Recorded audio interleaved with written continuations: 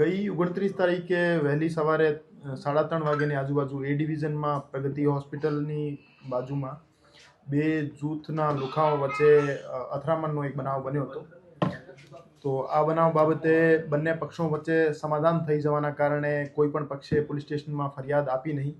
તો એના પછી પોલીસ ડિપાર્ટમેન્ટ તરફથી સરકાર તરફે એક ફરિયાદ દાખલ કરવામાં આવેલ હતી, જેમાં ખૂનની કોશિશ, રાયોટિંગ અને બીજી આર્મ્સ એક્ટની કલમો મુજબ એક ગુનો દાખલ કરવામાં આવેલ હતો.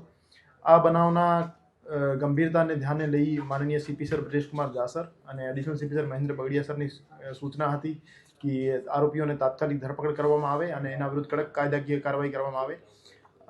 આ બાબતને ધ્યાને લઈ એસીપી શ્રી ભરત બસિયા સાહેબના નેતૃત્વમાં ક્રાઇમ બ્રાન્ચના પીઆઈ શ્રી ડામોર સાહેબ, શ્રી જાદવ સાહેબ અને ગોંડલિયા સાહેબની ટીમો લાગેલી હતી. ગઈકાલે માલિયાસણ નારિંગ રોડ પાસેથી આ એક બનાવમાં સામેલ 7 આરોપીઓની ધરપકડ કરવામાં આવેલ છે, જેમાં હર્ષદીપસિંહ, જિગ્નેશ, હિંમત, લકીરાજ, મનીષદાન, પરિમલ અને મોન્ટુ, આમ કુલ 7 આરોપીઓની ગઈકાલે ધરપકડ એસઓજી દ્વારા કરવામાં આવેલ છે.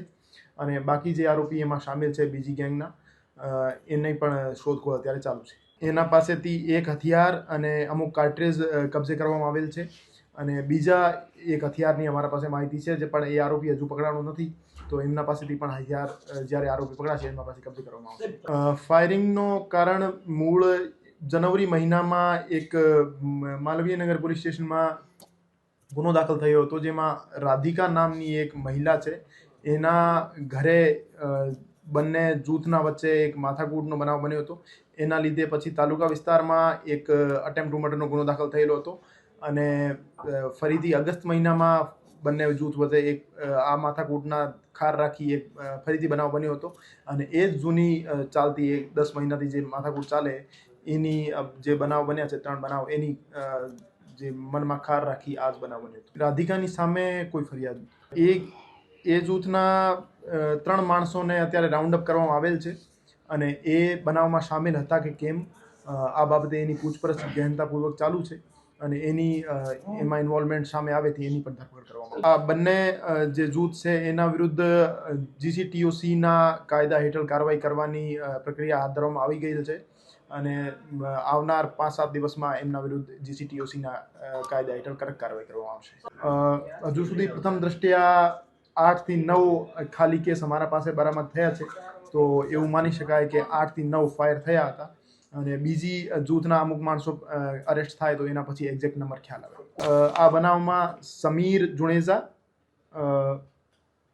આ સિવાય મેટિયો ઝાલા અને જિગ્નેશ ભૈલુ 3 માણસો દ્વારા ફાયરિંગ કરવામાં આવેલ. આરોપીઓને ગઈકાલે અરેસ્ટ કર્યા બાદ એને એક નવા માણસનું નામ આપ્યું છે, જે એને હથિયાર સપ્લાય કરી રહ્યો હતો.